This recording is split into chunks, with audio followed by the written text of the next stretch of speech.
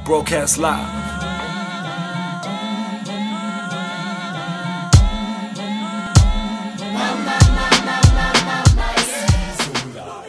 Do you think that it's also up to the industry itself to put that information out and make it easier for the guys coming in, right? So what I've kind of witnessed and seen is that once you get in, you ain't checking for nobody behind you. Do you know what I mean? Like there's very few black coffees. In fact, black coffee, and I can't think of anyone else who keeps sending the lift back down, right? And putting people in different spaces and connecting people to the world and vice versa. And it's not just like with DJs in terms of black coffee. He's helped rappers. He does a lot for a lot of different people, which is a very rare thing.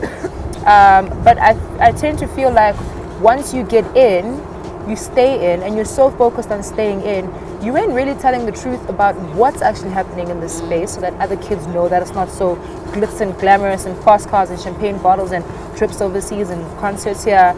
Nor are you sharing the fact that maybe you yourself still don't know how to figure this royalty thing out because you're an independent artist, or you don't know what distribution deals work like, or you don't know where to start, or PR, why do I need PR? My music's playing. Do you not think it lies on us to also share that information as much as we can, instead of expecting kids who are 18 and just trying to get in to know royalties? And well, I live in an era where actually a retweet is enough. I live in an era where Justin Bieber got famous off of a YouTube video. So it could be that simple, but it's not. Yes and no. I'm of the belief that no matter what level you are, in any field and in any stage of your life, you have to be able to work for what you want. So don't expect somebody, like you said, who's still trying to figure this game out after 10 years or 5 years to come back down, take a break from their stresses of, I need to pay rent, I haven't been booked in a month, to say, hey kiddo, let me hold your hand, this is how you do it. Right. Okay? Right. So there has to be a level of balance where I understand that naturally the kids won't just, thumbsuck the info. There has to be a level of information exchange, but the expectancy needs to be reduced, where you can't just look up and presume that things will happen. Particularly in this digital era, it is all online. You have no excuse. No excuse. Google Samro, Google Risa, Google, publishing, copyright law, Google you can literally Google yourself into success. Right there at you your can disposal. Google yourself into success. So this conversation of people not guiding the kids, I think would have been powerful and relevant maybe 10 years ago, where there was not access to books, there was not access to the social media, and I understand that social media is only like, I think 5 or less than 10% of what South Africans are tuned into, but the level of research is also lacking with upcoming artists. So everything you do, I love your example of an 18-year-old who just came out of school. In school, what do you do on your homework? You research. You go to the library, you find the answers of who did Newton's law, whatever. Why can't you do that with your career? Why don't you go to the library and read about copyright laws, read about radio playlisting, read about that information has been long-standing for the past 100 years. Naturally, it's different in 2018 because systems have changed, but the fundamentals are there. So you have absolutely no excuse. That's true. But I do also think that there needs to be like some sort of bridge platforms every now and then where we can either document the important information so that you don't have to always it doesn't have to be a personal, oh, I need KO to mentor me, oh, I need Slicker to mentor me, because sometimes it's physically impossible. You can literally only take one person under your arm and then you overload it. And sometimes you actually can't take anybody under your arm. Sometimes you can't, like I've had people saying, please be my mentor, please manage me, and I'm like, you know what, I'd love to, and I have all this info, I don't have the time and I don't want to let you down, you know what I mean? So I actually have a music conference called Music Unscripted, which for me is this bridge situation I'm talking about, where for that one day you will have Loot Love, Slicker, I love that, Lisiba, like music compilers, Samro, Risa, everybody comes together for that day, and I'm like, guys, come, let's learn, let's ask questions, let's connect, because on another day, if you tweeting Loot, like there's 100 other tweets to Loot, she won't get it, you know. Yeah. So if we had more platforms like that, and I know they exist, and I know they're happening more and more, it's not a matter of interest. Sometimes Loot, these people just don't care about learning. They just want to rap, and they just want to pop bottles, they just want bad bitches, want to be famous, and they just want to take selfies with AKA, you know. Sometimes that's what rap looks like. I'm taking for a lot a of selfie people. with AKA. I mean, No, I know, but like that's the goal. Like you just want to be like, yo, Nilana Mfana, and that's really not what a music career is about. Yeah. Like it's gonna be fun for the first 2 to 3 years, and then what do you do after that? And then you're gonna need to start paying rents, and then your grandma is gonna start saying, oh, Mtanami, you know what I need a what now now you need a plan. Yeah, you know. So I think also some of the intentions of people getting into the music industry, there's certain misconceptions there. There's lack of planning, lack of strategizing, even sometimes with the already commercial artists. So it's tricky, Loot. Like, I'm 10 years in the game, I still have no clue what I'm doing. How am I going to help someone else? You know what I'm saying? Will dribble yeah, you. it's tricky, so it's 50-50. But I think I like your idea where the people that are sitting on the other side that are not so involved in actively being operative, like artists, gigging, whatever. People like myself, people like the Helen Harimbis, people that document the culture. I think it could be a conversation of people that observe the culture naturally to then avail the info. I like that. I like that idea. That's how it should be. But y'all should stop hustling the artists. Trust me, like they've got a lot on their plates. And it's not about them being brand new. Like guys, we're new in the music industry. It's tough. Ah, cool rough, girl. I'm not even in it and I know it's tough. Girl. You're still alive. I mean, how do you pay for insurance when you only get paid like every 2 months or 3 months or once this week and then like it's tricky. Life it's very of a freelancer. tricky. Very difficult. It's tricky. So let's talk about the women again. You know, I know you said this year has been very focused on women in hip hop, females doing this, doing that. What do you think, first of all, of Hip Hop Her Story? And we actually briefly spoke about this off air, and I said, oh, Women's Month, and you're like, ugh. Not interested. Guys, are we not here from January to July and then from September to December? But you know how you get Mother's Day and Father's Day and Children's Day and Heritage Day? Look, I get where it comes from naturally. I'm not disrespecting 9th June, 9th, you know, I'm not disrespecting 9th August, you know? Important, very, very important. I think it's also a point that should be reiterated every month of the year. Right. For the girls, for the little girls, you know, don't now we're going through our lives, August, yay, you know? No, because even that march itself did not just happen on the 9th of August. It's been a fight from January, from April. They had meetings to try and figure out what to do. They probably wrote letters to wherever. Like that 9th of August was them marching and saying, let us all go. Right. But before the 9th of August, they were working, they were fighting. It's the same thing, you know? So y'all need to stop this thing of bringing all the girls in hip-hop together in August, and next thing all the TV channels want to speak to all of us. Why don't you speak to us any other day? But why are we only special in August? Sure. You know, so... And it's so weird. I went to do a drop-off. I was doing deliveries. I went to do a drop-off, and this the security guard was very nice. He was very friendly. Like, he was being a bit extra, and I was also just like, okay, fam. You know how they keep thanks. And then he's like, yeah, Pella, it's Women's Month. We have to be nice, but it's almost over.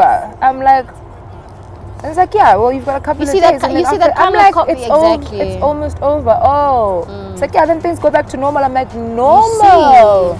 Oh, there's also a danger in that, Loot. That's insane. There's a danger in that. Like if the regular, let's just go back to beating y'all up. Let's just you know. Let's just no. Let's rape everybody. Woo!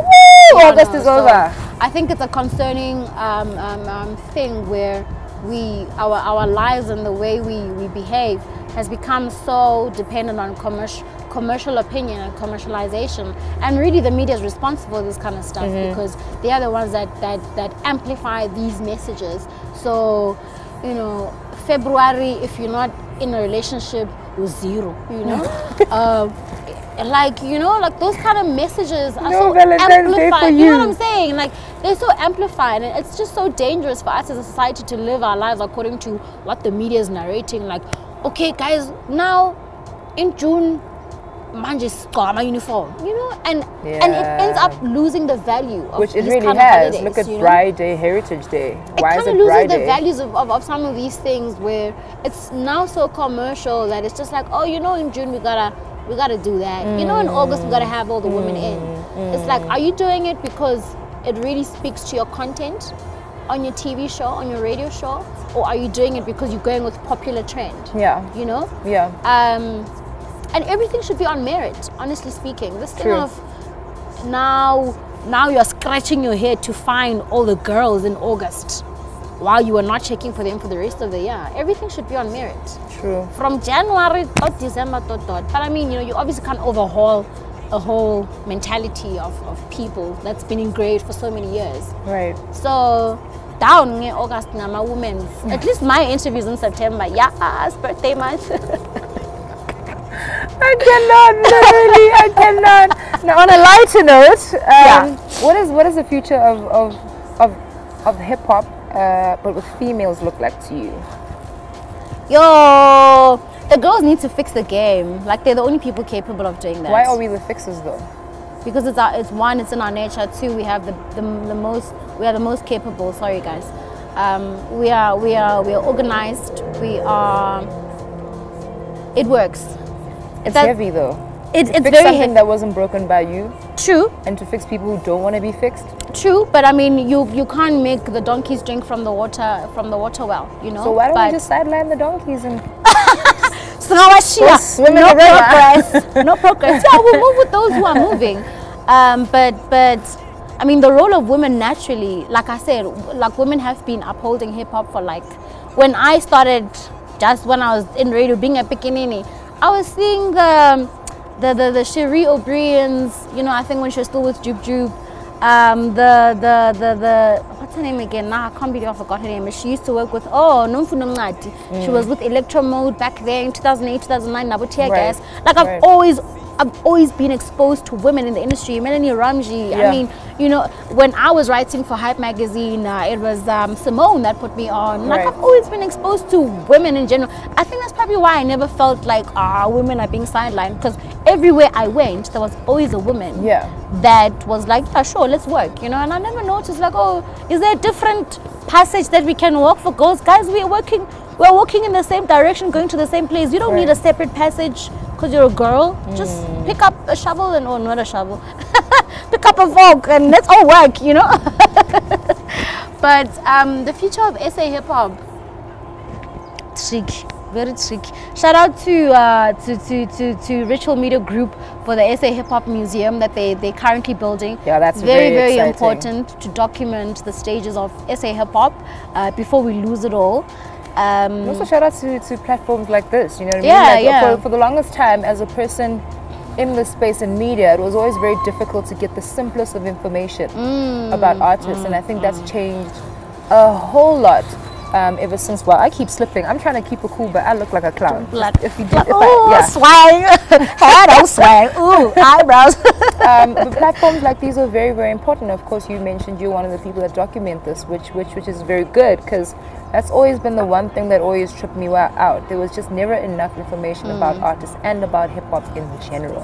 If you weren't having these conversations, if you weren't in studio spaces, if you weren't talking to the guys that are high up in the OGs, you knew absolutely nothing. If you weren't friends with rappers, you knew nothing. And now it's completely different. Everybody has access, which is exciting. So shout out to you guys. Yeah, I like that, because now today a lot of artists are documenting themselves, which is dope. Everybody's walking around with a videographer, photographer.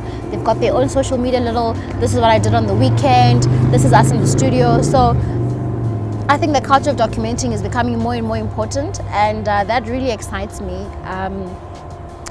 Yeah, for me, my biggest thing is longevity and sustainability. You know, you don't want to be popping it now more than ever. In 2018, we cannot 5 years later go back and cry about, oh my word, said artist was popping back in 2018 and now like we need to, you know, things are not so well. What were you doing with your money?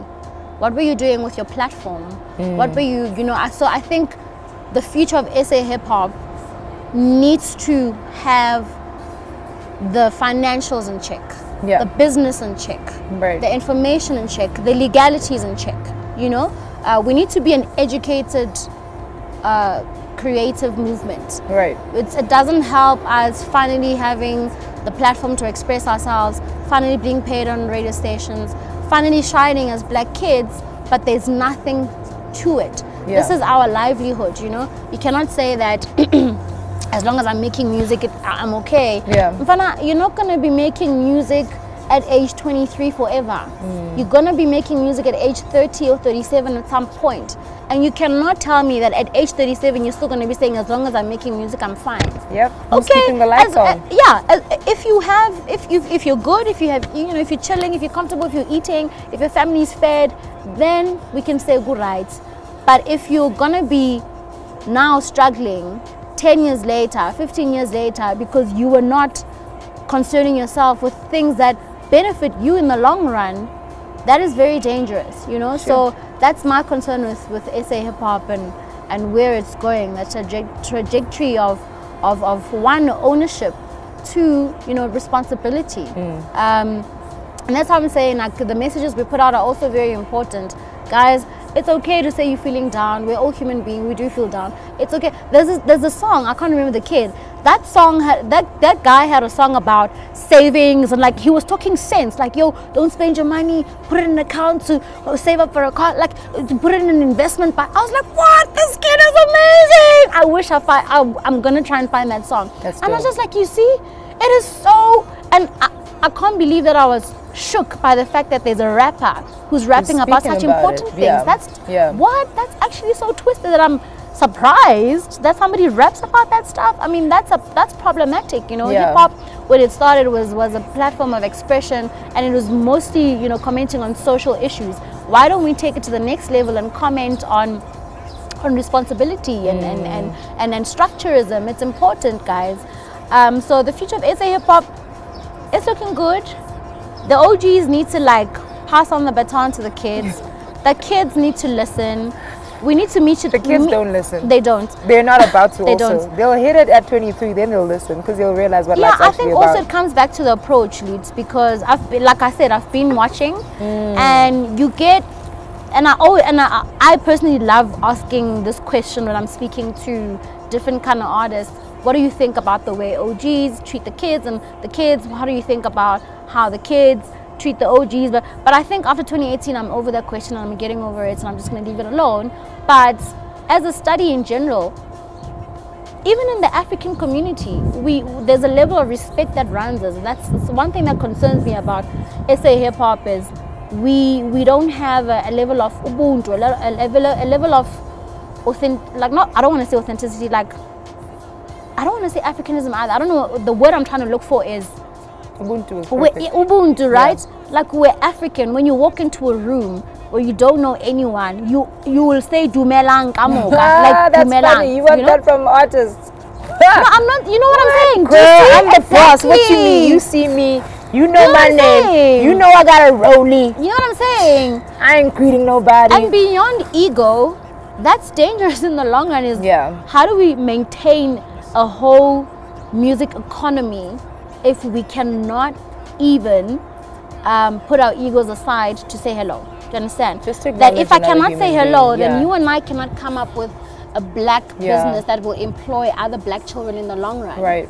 I can't say hello to you. How are we going to come up with a strategy that's going to sustain our community for the long run? Sure. Do you understand? So the level of Ubuntu is very necessary, because that is the beginning of everything else around you. That's true. So I feel like, for me, that's my biggest wish. Whether OGs get along with their kids, is, you know what, you can't force people to like each other. Let's just have a level of respect for level each of other. respect, level of come down to earth. Who's this person? Oh, I know her from TV, but I'm Mazi. Okay, hi Lut, how are you? My name is Precious. Good to meet you. I love your work. What? Bye. You know? Yeah. That's it. Or even just hello, Sisunjani. Yeah, that's it. Like, hi, how are you? You know? Good, thanks. So that kind of thing, beyond egos, beyond I don't like him, beyond OGs don't like me, it's cut it all out, cut all the noise out, and just come back to, just center yourself to Ubuntu, like humanity. You're a human being. Like some of the things, a lot of the things that we're doing in the music industry, if your mom knew some of the things you're doing, some of the things, the way you behave, she'd slap you over your head like, why ngabulisi? Or why wenza kanje? Why ukhuluma kanje? Why ugqoke kanje? But because umama ngangiboni, you out here wild and out. You know? So for me, that I really have no concerns about talent. South Africa is so gifted. Guys, I listen to music for a living. Like Second Life, every day I come here in the morning, leave in the afternoon, and the whole day I'm listening to music. And every day it's new music. I have no doubt that like South Africa has so much to offer in terms of talent and music. It's everything else in between. So the future, I'm not concerned about talent and we've got it. We've got the juice for real. But like, how are we packaging the juice? You know? Are we just pouring it in like a plastic and saying, nah, it's juice, the pooza, that's what you're looking for, you were thirsty? Or are we saying, oh, this is the brand new model of juice, we've repackaged, so we've remodeled the packaging, it's got 50% concentrate. Do you understand that the plastic I gave you versus the one I just sold you is different? But it's juice, nje. True. So, and that's exactly how we wrap it up. Shoot, bars. It's not just juice, okay? It's not just juice. Remodeled. 15%. Concentrate. And as we wrap it up, thank you so much. That was such a cool conversation. I think just talking to you in general was a lot of fun. And, and you learned quite a lot.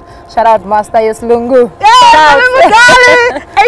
in English, please. And we just wanted to say thank you. It's not about Women's Month, but it's just about giving us your time and being so cool. This is a really cool pair of sneakers from New Balance. You can open it up and check it out. Let's see if you like your New Balance. Yes, and that's your sneaker collection.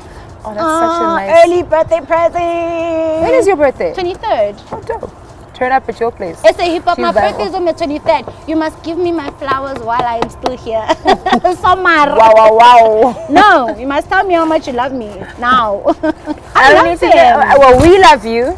Thank you for being on Luton Live. Thanks, and those are really dope. They're going to look so dope. Awesome. With them on your birthday? On my birthday. Unless you got other plans. Or tomorrow. I mean, tomorrow is another. Oh, you know what? Right now. Right now. All right, we're out.